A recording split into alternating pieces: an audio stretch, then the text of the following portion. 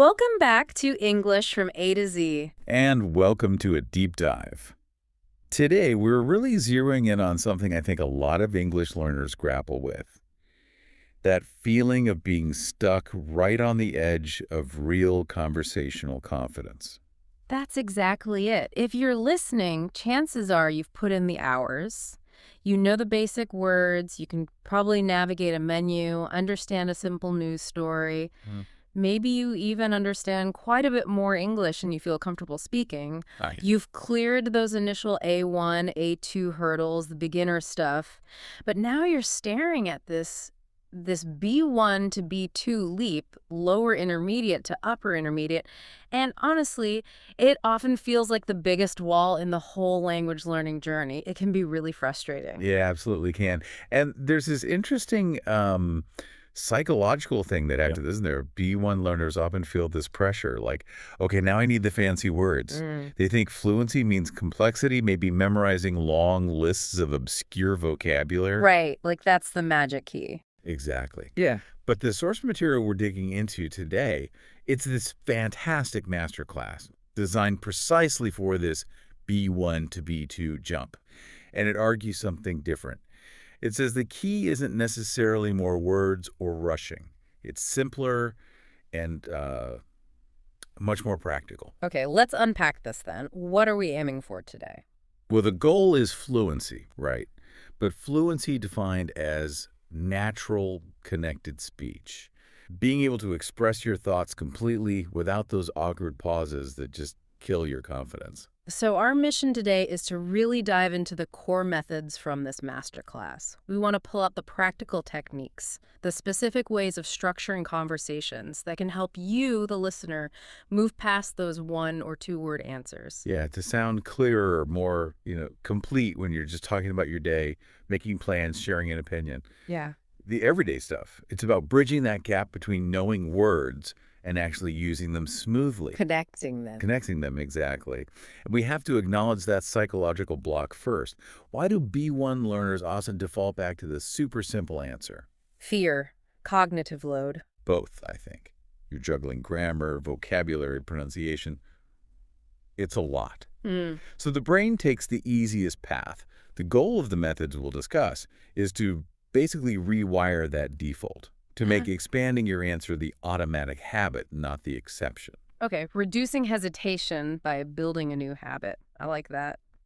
So where do we start? What's the foundational skill? Right. So if the issue isn't always just needing more words and the aim is to stop hesitating somewhat, what's the core technique? The source calls it the expansion principle. The expansion principle. Okay. Sounds important. It is, but what's fascinating here is it's actually quite straightforward conceptually. Fluency in this model comes from automatically, almost instinctively, expanding those basic short answers. Expanding them how? By adding the crucial ingredients, details, feelings, and reasons. Think of it like this. The real difference between a beginner just getting by and an intermediate speaker starting to sound natural is that ability to add that richness, that context, making your answers, well, useful and engaging. Okay, give me an example. Like the most common exchange ever. Someone asks, how's your morning going? Right. Beginner response. Good. Or maybe fine. Possibly okay. Exactly. Correct. But conversationally, it's a dead end, isn't it? Totally. Nothing to grab onto. So the intermediate speaker, practicing this principle, follows a kind of formula. Answer plus context plus outcome or emotion. Instead of just good, they might say, it's going pretty well, actually. That's the answer. Okay. I woke up a bit earlier than usual today. There's a detail. And I managed to get through a bunch of emails I was dreading. That's the context or reason. So I feel quite productive now. And there's the outcome, the feeling. Answer, reason, context, feeling. Going well, woke up early, did emails, feel productive. I see the structure. And notice the little connecting words, actually. And. So they're like the glue holding it together, making it flow. But hang on. If I have to consciously think, okay, step 1, answer. Step 2, add context. Step 3, add feeling. Well, that make me pause more at first. When I sound like robotic while I'm constructing it, isn't fluency meant to be fast and effortless? That's a really, really critical question. And yes, you're right. Initially, there might be more pausing. You're consciously shifting gears, building a new mental pathway. Okay. But the masterclass emphasizes practicing these expanded structures through repetition, through shadowing native speakers, until the structure itself becomes automatic. You're not inventing the sentence from scratch every single time. You're internalizing a template, a pattern. Ah, so it's like muscle memory for sentences. Sort of, yeah. The immediate goal isn't breakneck speed, it's accurate completeness. Build the structure, make it solid. The speed naturally follows once that structure is second nature. Got it. So the complexity isn't necessarily in finding some super advanced word, but in building that slightly longer connected sentence structure reliably. Precisely. Yeah. And that framework works just as well for negative answers, Hmm. which can be tricky, right? You don't want to sound blunt or complain too much. Yeah, just saying bad feels abrupt. Totally. So instead, you expand using the same principle. How's your morning? It's been a little busy, to be honest. Answer. I had a couple of unexpected calls right when I started working. Context reasons, so I feel a bit behind schedule now, unfortunately.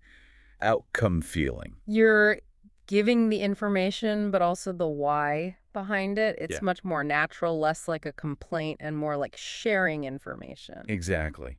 It provides necessary context, Right. justifies the feeling, and keeps the conversation open. Okay, so this expansion principle works for present feelings.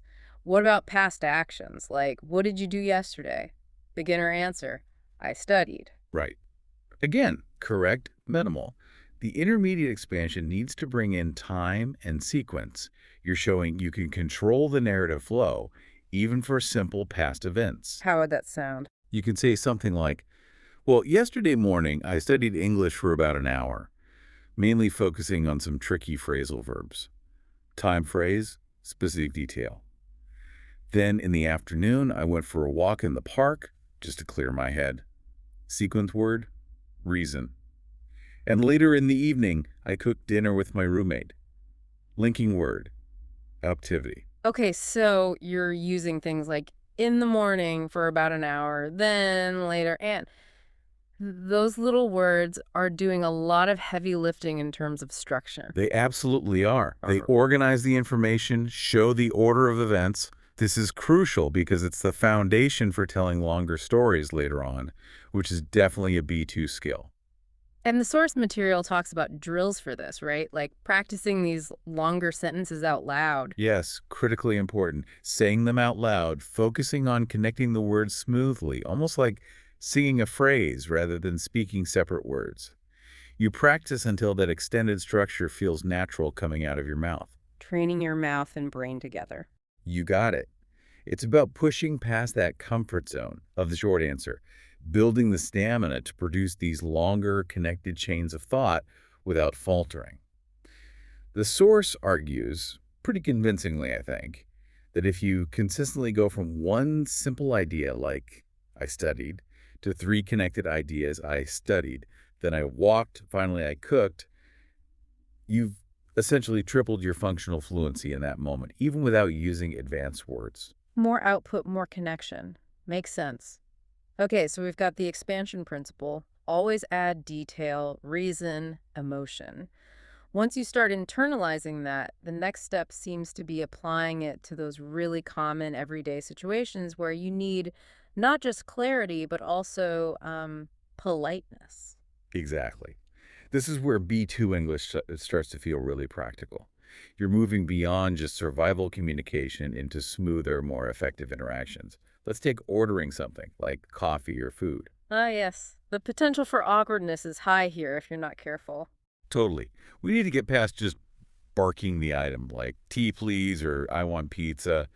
That can sound a bit demanding or just incomplete, especially in English-speaking cultures where politeness is often signaled through slightly more indirect language. I definitely remember feeling clunky just saying the noun when I was learning. You think you're being direct, but it doesn't quite land right. It doesn't.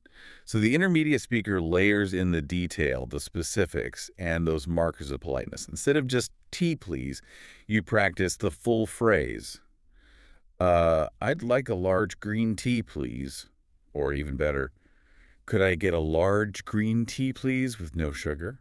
Using I'd like or could I get instead of I want. Precisely. And adding specific size, additions, modifications, like I'll have the chicken sandwich, please, and could I get that with a side salad instead of fries, if that's possible? Okay, so key phrases. I'd like, could I get, I'll have, and add in details like with or instead of, plus the magic please, and maybe if possible. You nailed it. The takeaway is simple. Those small additions make your English sound much more natural, much more polite. They prevent mistakes because you're being specific, and they show you can handle a complete transaction smoothly. Right, it's functional fluency. Now, what about opinions? You said B1, B2 means no more, it's good. Absolutely non-negotiable at this level. You have to explain why you think something. This makes the word because Yeah. probably the single most important connector for expressing opinions effectively. So it forces you to justify your stance. Exactly. It takes it from just a subjective feeling to a reasoned point. Let's say someone asks, what do you think about learning English through movies? Okay. The B1, B2 answer needs structure, maybe. Oh, I think watching movies in English is really helpful. That's the core opinion. Because you get exposed to natural conversation, speed, and slang, reason one. And it makes learning feel more enjoyable, less like studying, Right. reason two. State, support, maybe add another support using because and. Perfect. Or you could start with, I believe, or in my opinion. I believe using language exchange apps is very effective because you get direct practice speaking with a native, and you can often find partners interested in your own language. So the reason is what elevates it. It shows you've thought about it, and it gives the other person something concrete to respond to, keeps the conversation moving. 100%. Articulating the why is a huge signal of B2 proficiency.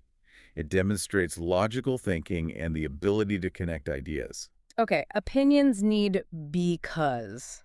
What about making plans? That seems like another area where vagueness can be a problem. It is. And here, the key is mastering those modal verbs that express different levels of certainty or possibility. You want to sound natural, not overly definite if your plans aren't fixed. We focus on words like might, could, I'm planning to, I'd like to. So if a friend asks, what are you doing this weekend? A beginner might just say, I go shopping, which is grammatically a bit off anyway for future plans. Right. The more fluent speaker adds that nuance. I don't have solid plans yet, but I might go see that new exhibition on Saturday if my friend is free. Possibility, condition. And on Sunday, I'm planning to just relax at home, maybe catch up on some reading. Intention, specific activity. You're conveying likelihood and providing details, all wrapped in natural-sounding phrases. Exactly. Or, I'd like to visit my parents next month, but I need to check my work schedule first. It softens the statement and includes the contingency. And the source material apparently has drills for this too, to make it automatic. Yes, quick-fire drills. The prompt might be simple, like breakfast. And the goal isn't just to say cereal, it's to expand immediately. Well, for breakfast, I usually just have some toast and coffee during the week because it's quick. But on weekends, I like to make pancakes if I have time. Prompt. Weather. Response. Oh, the weather looks quite nice today, actually, much better than yesterday, so I'm planning to go for a run later this afternoon. Perfect. That's exactly the kind of practice.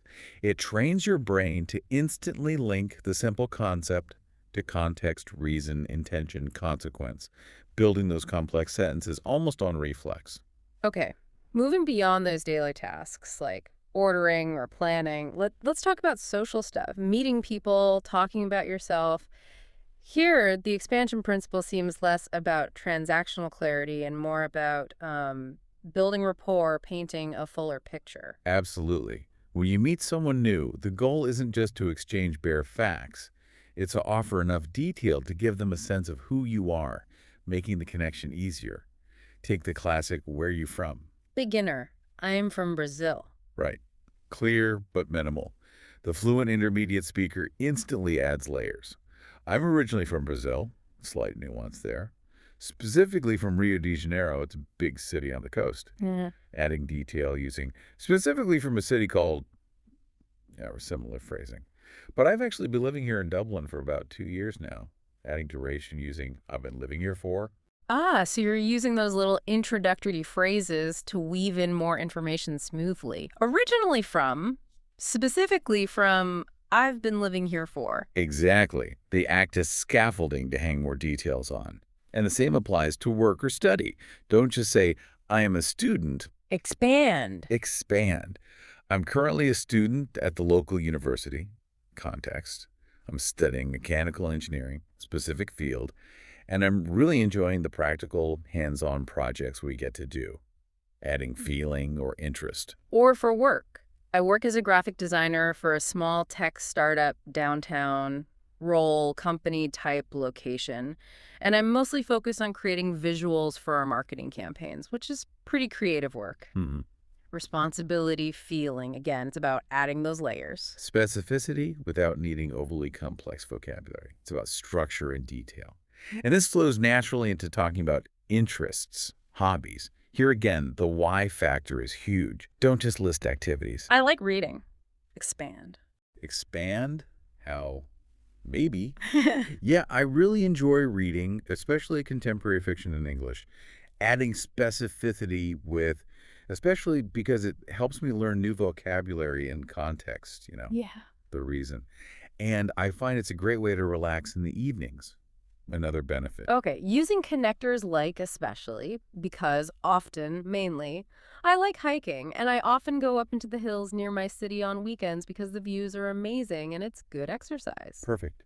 You're adding frequency, often, location, hills near my city, reason, views, exercise. It makes your hobbies sound much more real and relatable. This section also feels like where mastering tenses becomes really crucial. Talking about past experiences or future plans needs more than just the basic verb forms. Definitely. For past experiences, like travel, B1, B2 means adding those crucial details: where, when, with whom, and importantly, why it was memorable or significant. So not just, I went to France. No. More like, "Oh, last summer my partner and I went to the south of France for 2 weeks." When, who, where, duration. And we spent most of our time exploring the small villages there, which was wonderful because the pace of life was so relaxed and the scenery was just beautiful. Mm-hmm. What you did, why it was good, feeling reason. You're painting a picture using descriptive words and connecting the experience to a feeling or impression. Exactly. And for the future, you move beyond simple "I will." You use those planning phrases we talked about, showing intention and purpose. Next year, I'm planning to take an advanced English course. Intention. Because I really want to improve my writing skills for my job. The reason, the goal. The because is everywhere. It really is the engine of explanation at this level. Cause and effect, reason and result. It shows logical thinking. Even for something as simple as small talk about the weather, can we elevate that beyond it's raining? Absolutely. Intermediate weather chat uses comparison and prediction. Instead of "it is hot," try "wow, it's really hot today, isn't it?" Much hotter than yesterday, actually. Mm-hmm. Comparison. And the forecast said it's supposed to stay like this all week, unfortunately. Mm-hmm. Prediction, consequence, imply. Or it was quite windy this morning, but it looks like the sun is trying to come out now, so maybe it'll be nice later. Past observation, present change, future prediction hope. Precisely. You're adding layers of time, comparison, and consequence. It turns a basic observation into a mini conversation starter that invites the other person to agree or offer their own observation. Much more engaging. Okay, so we've covered expanding answers in everyday chats and social introductions. Now we move into slightly more complex territory. Section 4 is about handling situations that might be unexpected, require more extended explanation, or involve a bit more pressure like solving problems or telling a short story, this is really pushing into solid B2 territory. Right, situations where, like, a simple expanded sentence might not be enough. Like, in a work context, giving an update on a project. You can't just say, it's good because I worked hard. Definitely not. You need specifics, sequence, and professional politeness. So an update might sound like, yes, the project is progressing well. Initial positive statement. I managed to finish the data analysis phase yesterday afternoon. Specific past action time marker.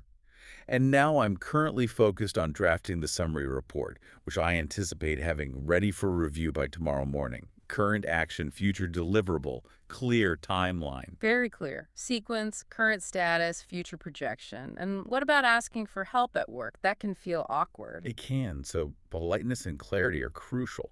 You use softening language, modal verbs like could or would, and always explain why you need help. Not just help me, but Something like, excuse me, could you possibly spare a few minutes to help me understand this part of the software? Polite request. I'm having a bit of trouble figuring out how to export the data correctly, specific problem, and I need to get it done before the meeting this afternoon. Reason urgency. exactly. You've softened it. Could you possibly, a few minutes, a bit of trouble? Stated the specific issue and given the reason. Much more effective and professional. This politeness structure must be vital in travel or service situations too, right? When something goes wrong. Absolutely critical.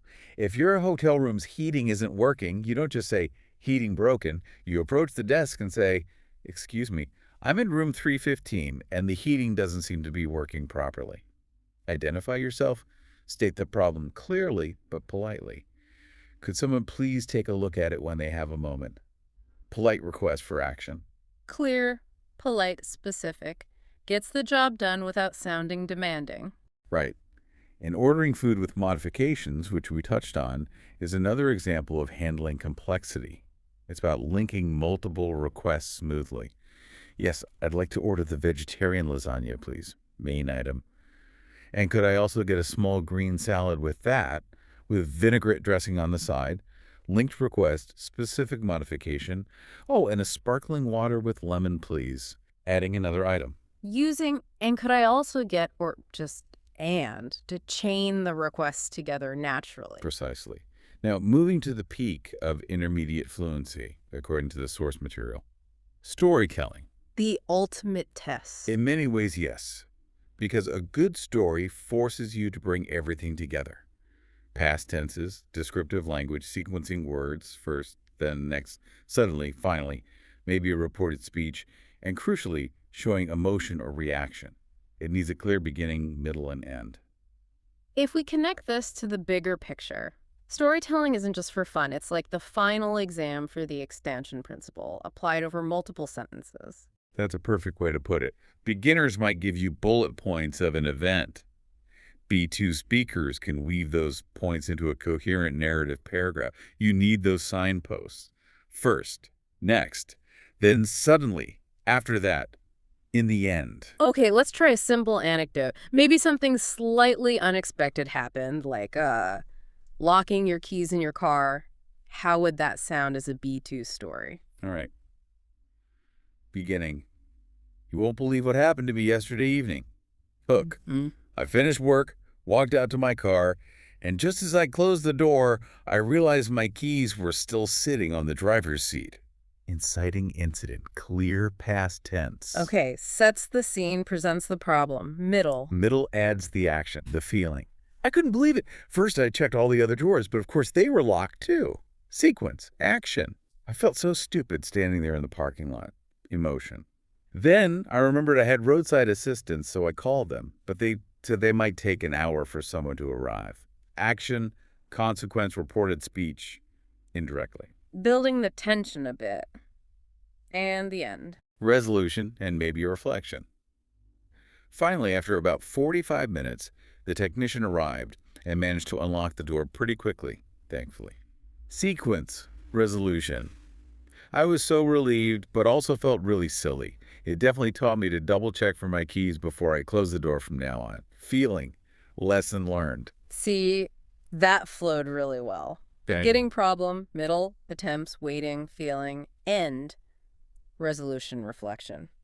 You use the sequence words, past tense, feelings. It's a complete package. It is. And that structure is key. Finally, in this complex interaction section, we have giving advice and disagreeing politely. Again, requires careful language. For advice, not just do this. No, much softer. Use conditionals or modals. Mm-hmm. If I were you, I'd probably try focusing on speaking practice more than grammar rules for a while. Or maybe you could try using flashcard apps for vocabulary. Or the gentler suggestion form.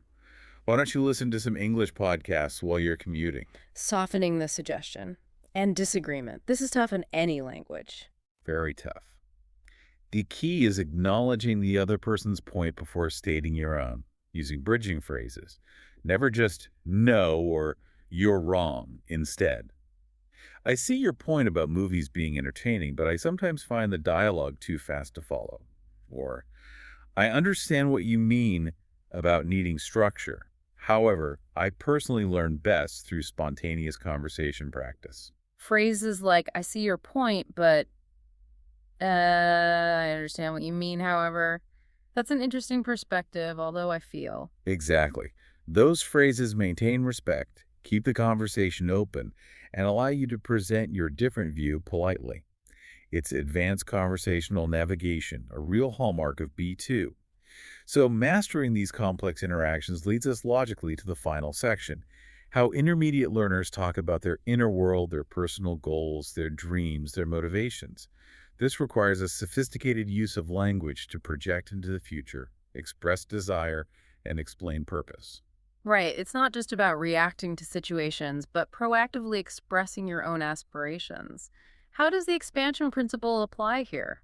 It applies through detail and justification. When talking about goals, you don't just state the goal. You elaborate on the plan and the reason.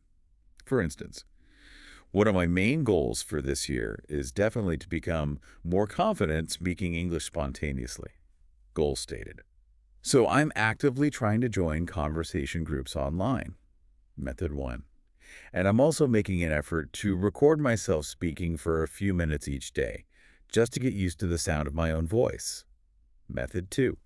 Because ultimately, I want to be able to participate fully in meetings at work without feeling nervous.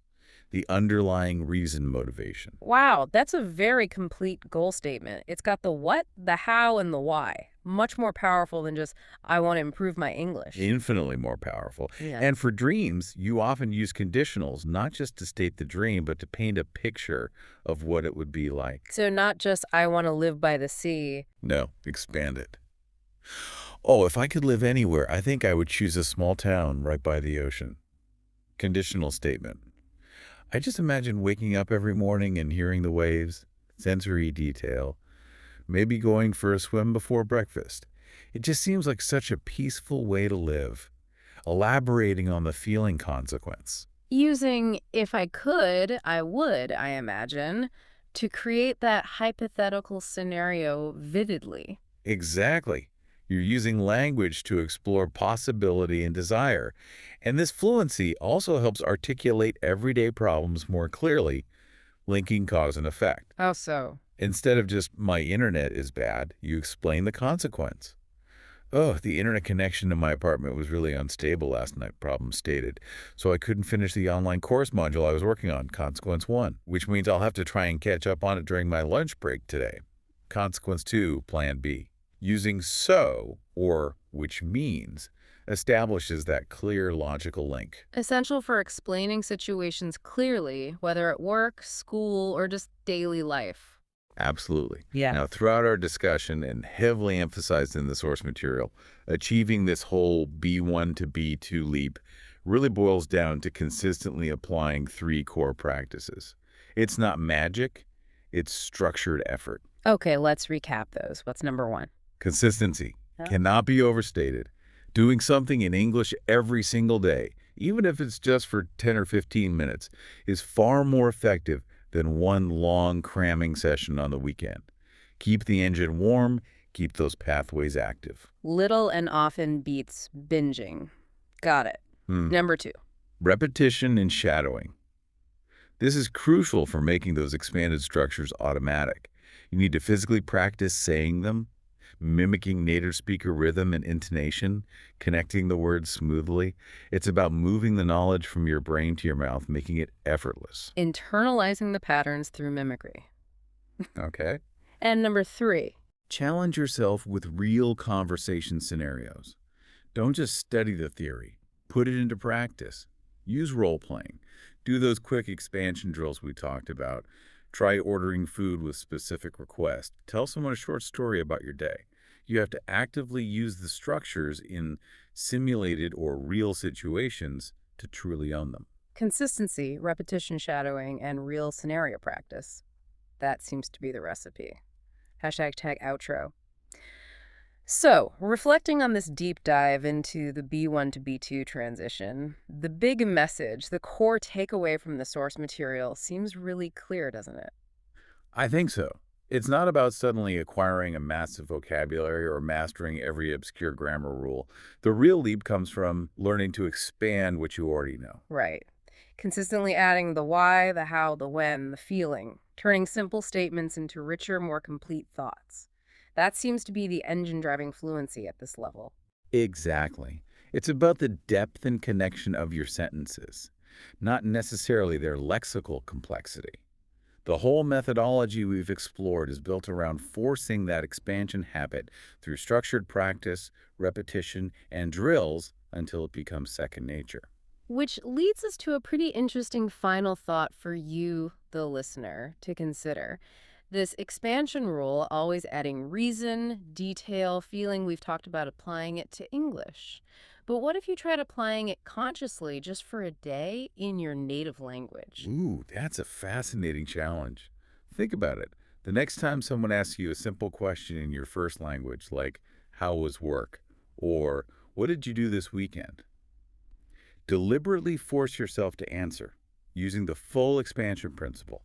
Give the core answer, add context or detail, and include a feeling or consequence. You'd probably notice just how much information, how much nuance you normally skip over in casual chat, wouldn't you? We communicate in shorthand a lot of the time. We absolutely do. By consciously practicing that deeper level of explanation in the language you're already fluent in, you might actually internalize the habit of expansion itself, making it feel more natural and automatic when you then try to do it in English. It's about building the underlying conversational muscle. A great exercise to try. So keep practicing that expansion, keep repeating those structures, keep putting yourself in those real-world conversational moments, that B2 confidence, that feeling of truly expressing yourself. It's definitely achievable. It really is. Keep going.